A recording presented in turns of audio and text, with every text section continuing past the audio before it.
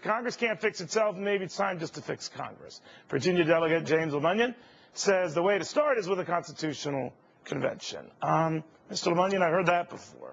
How likely is this? Well, it would take a considerable bit of time for the required 34 states to petition Congress for a convention. There's 19 calls that are outstanding now, so it's not something that's going to happen tomorrow.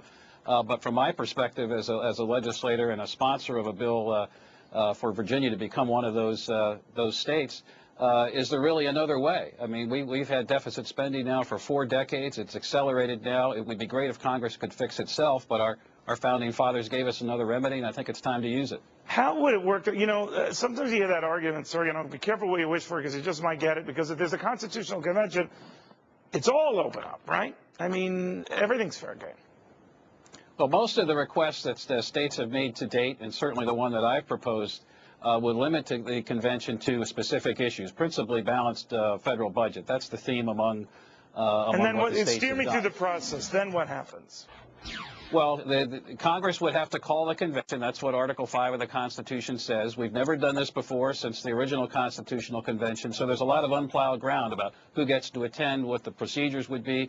And the concern, I think, that you touched on is, well, this could be a runaway convention, that we wouldn't just stick to balanced budget, we go on to some crazy things. And the point I would make is that nothing that the convention does has any standing unless it's ratified by 38 states, just as amendments are when they're proposed by Congress. So to say that something really strange could happen to the Constitution is to say that 38 states, 76 chambers of legislature would really want to do something dumb, and I just don't believe that. I think but you have a Democratic Congress now.